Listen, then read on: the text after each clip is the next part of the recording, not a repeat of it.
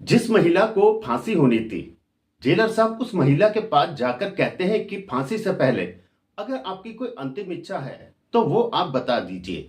Jail का नियम है कि उस अंतिम इच्छा को पूरा किया जाएगा। इसके बाद महिला कहती है, मेरी अंतिम इच्छा ये है कि मैं फांसी से पहले एक रात अपने पति के साथ बिताना चाहती हूँ। ये अजीब सी इच्छा सुनने के बाद जेलर साहब बोलते हैं कि मेरे जीवन में कभी इस तरीके की कोई अंतिम इच्छा नहीं हुई, लेकिन जेल के नियम के हिसाब से आपकी जो भी अंतिम इच्छा होगी उसे पूरा जरूर किया जाएगा। इसके बाद जेलर साहब बोलते हैं कि मैं जेल के अंदर ही आपके और आपके पति के लिए एक जगह बना दूंगा। जिस पर महिला कहती है कि नहीं जेलर साहब, मुझे जो रात गुजारनी है उसी कमरे में गुजारनी है जिस कमरे में मैं पहली बार दुल्हन बनकर अपनी ससुराल आई थी। इसके बाद जज साहब कहते हैं कि ठीक है, आपकी ये डिमांड भी पूरी कर दी जाएगी। नमस्कार दोस्तों, मेरा नाम साहिल है।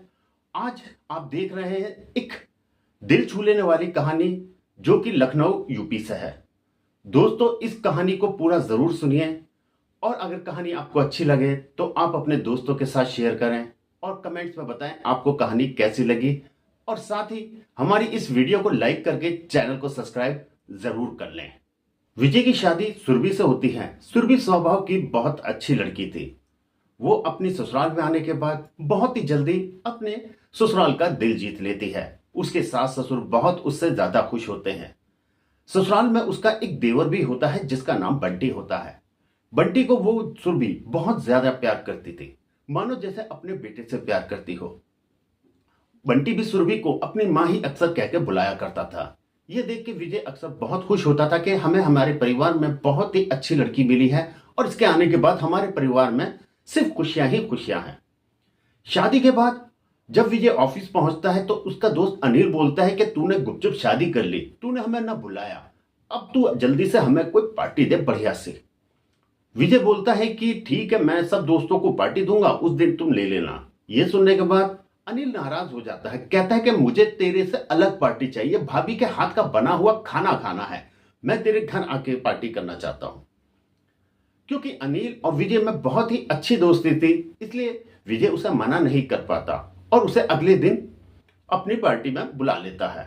डिनर के टाइम पे अनिल का आना होता है। उससे पहले ही विजय सुरभि दोनों मिलकर बढ़िया बढ़िया खाना बनाते हैं। विजय आता है और अनिल दोनों मिलते हैं, खाना खाते हैं और उसके बाद ड्रिंक करना शुरू कर देते हैं।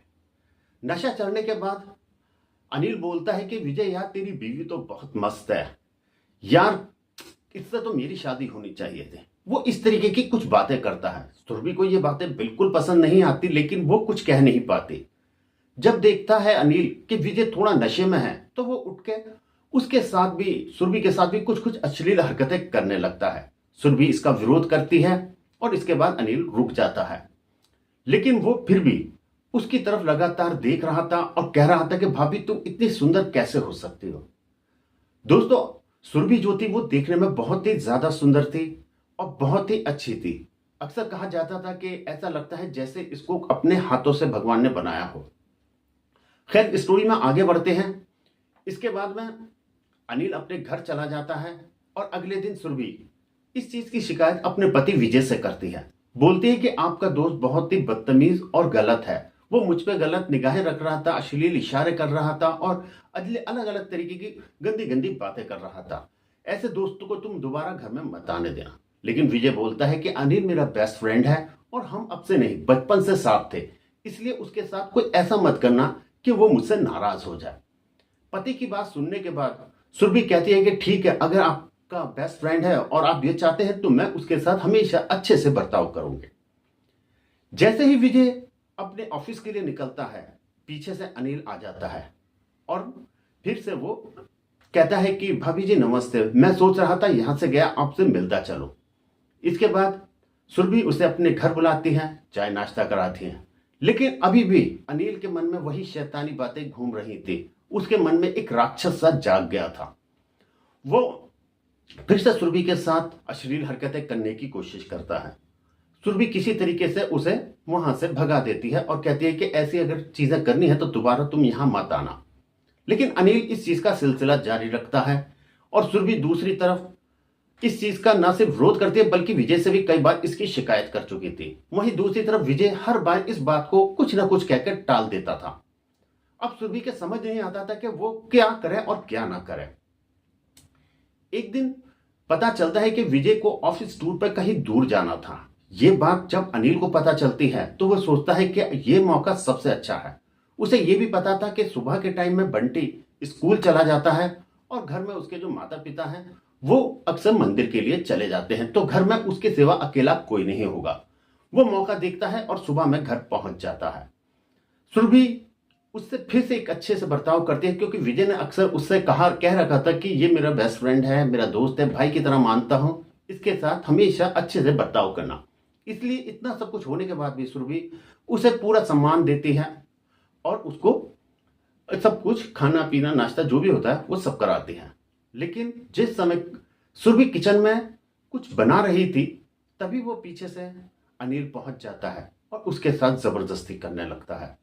जबरदस्ती करते हुए वो सुरभि और अपनी वीडियो भी बनाने लगता है। कहता है कि ये हमारे प्यार के लम्हे हमेशा हमारे साथ रहेंगे और इसे दिखा के तुम हमेशा मेरा कहा मानोगी, और उस तरीके से वीडियो बना के उसे ब्लैकमेल की करने के लिए भी कोशिश करता है। लेकिन दूसरी तरफ सुरभि उसका लगातार विरोध कर रही थी और अब वो उससे बचने की कोशिश कर रही थी। लेकिन सुरभि किसी भी तरीके से अनिल के काबू में नहीं आ रही थी। वहीं दूसरी तरफ बंटी जो इस समय स्कूल में था उसकी किसी कारणवश जल्दी छुट्टी हो जाती है और वो घर वापस आ जाता है। दरवाजे पे पहुंचने पे बंटी को अंदर से भाभी के चीखने की आवाजें आती हैं। ये सुनने के बाद बंटी बहुत ज्यादा परेशान हो जाता है। वो दरवाजा नॉक करता है, भाभी भाभी चिल्लाता है, लेकिन अंदर से दरवाजा कोई नहीं खोलता। बंटी पीछे से बैक डोर पे जाता है और वहां से अंदर आता है तो देखता है कि उसके पिताजी का दोस्त अनिल उसकी भाभी के साथ जोर जबरदस्ती कर रहा है। इतना देखने के बाद वो उससे लड़ने लगता है। अब दोनों में हाथापाई जैसे ही शुरू होती है तो उसे ऐसा लगता है कि विजय शायद बंटी को कोई नुकसान ना पहुंचा दे, इसलिए वो किचन में रखे हुए एक चाकू को उठाती है और अनिल पे वार करती है। लेकिन अनिल उसका हाथ पकड़ लेता है और हाथ मोड़ देता है, जिसकी वजह से उसके हाथ से चाकू नीचे गिर जाता है। चाकू नीचे गिरते के साथ ही अनिल क्या करता है, एक रुमाल निकालता है और उससे पकड़ के वो चाकू बंटी के मार देता है। चाकू लगते के साथ ही बंटी जमीन पर गिर जाता है और वो कुछ देर में दम तोड़ देता है। इसके बाद अनिल वहां से भाग जाता है। जल्द ही यह खबर पुलिस को लगती है। पुलिस आती है। पुलिस मौका वारदात पे देखती है कि इसकी भाभी थी और जो चाकू था उसमें जो निशान थे वो उसकी भाभी के थे। भाभी को गिरफ्तार कर लिया जाता है और कहा जाता है कि इसकी भाभी ने अपने हवस के खातिर इसका खून लीक कर दिया, क्योंकि वो चाहती थी कि वो इसके साथ संबंध बनाए। ऐसा ही कुछ बयान अनिल ने भी दिया। उसका कहना था, मैं अक्सर इनके घर आता था और देखता था कि ये बंटी से जबरदस्ती करने की कोशिश करती थी। इसी तरीके के झूठे मनगढ़ंत बहुत सी बातें कही जाती हैं और कोर्ट उसे फांसी की सजा सुना देता है। इस तरीके से फांसी का दिन आता है। अंतिम इच्छा पूछी जाती है जिस पर वो बोलती है कि एक रात अपने पति के साथ मैं बिताना चाहती हूँ। ये सुनने के बाद जेलर साहब उसके लिए इंतजाम करते हैं कि ठीक है, आप एक रात गुजार सकते हैं क्योंकि आपकी अंतिम इच्छा है। ससुराल पहुंचते ससुराल में पूरा डेकोरेशन इसी तरीके से किया जाता है जैसा पहली रात में किया जाता था।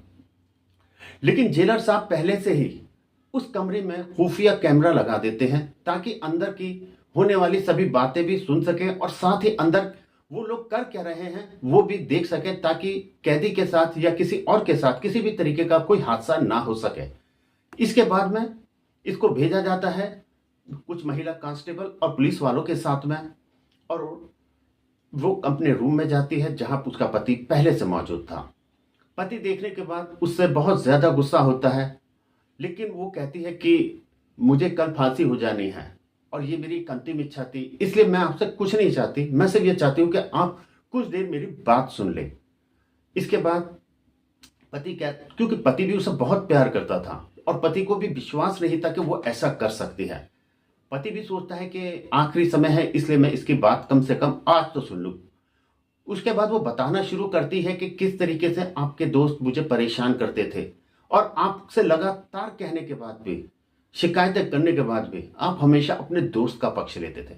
दोस्तों, ये अक्सर होता है जब हमारा कोई अपना या कोई रिश्तेदार दोस्त हमें किसी के बारे में बताता है, तो हम उसके प्यार में इतने अंधे होते हैं, अपनाहत में इतने, कि हम सच को देख नहीं पाते।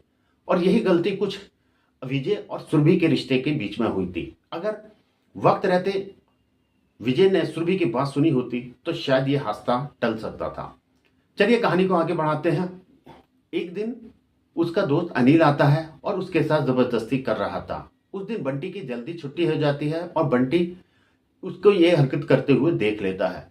वो मुझे बचाने की कोशिश करता है। जब मैं देखती हूँ कि वो बंटी को नुकसान पहुंचा सकता है तो मैं उसके पर चाकू से वार कर रही थी, जो मेरे हाथ से छूट जाता है और उसी चाकू को कपड़े से पकड़ के वो बंटी के मार देता है और इस तरीके से उसके हादसे में मौत हो जाती है। इस चीज का उसने वीडियो भी बनाया था। ये सुनने के बाद पति कहता है कि ये बात तुमने मुझे फिर पहले क्यों नहीं बताई। पत्नी ने कहा कि मैं तो तुम्हें शुरू से बता रही थी, लेकिन उसके हादसे के बाद तो तुमने मेरी बात तो दूर, मेरी तरफ देखना भी पसंद नहीं किया। लेकिन मैं मरने से पहले ये पाप अपने सीने पर लेके नहीं मरना चाहती थी। मैं चाहती थी कि मरने से पहले कम से कम ये सारी सच्चाई तुम्हें बता सकूं। वहीं दूसरी तरफ जो जेलर साहब थे वो ये सारी बातें सुन भी रहे थे और देख भी रहे थे और उनकी आंखें भी इस समय नम हो गई थी कि किस तरीके से एक निर्दोष, अब उसको जिस पाप को उसने किया नहीं है उस चीज की उसे सजा मिलने वाली है।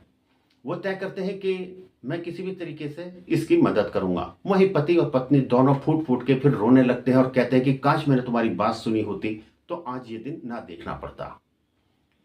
इसके बाद जेलर साहब उन पति पत्नी से मिलते हैं और कुछ सबूतों को इकट्ठा किया जाता है और वो रिकॉर्डिंग भी इकट्ठी की जाती है और कोर्ट में पेश की जाती है। जज साहब उस चीज को देखते हैं और दोबारा से उस केस को रीओपन कराते हैं। रीओपन करने के बाद सारे तथ्यों की जांच की जाती है और उन चीजों में साफ हो जाता है कि कत्ल किसी और ने नहीं बल्कि विजय के दोस्त अनिल ने किया था। और वह जो वीडियो रिकॉर्डिंग कर रहा था उसके अंदर लगातार बातें, आवाजें, सारी चीजें रिकॉर्ड हो रही थी, जिससे साफ हो गया था कि सुरभि पूरी तरीके से निर्दोष है।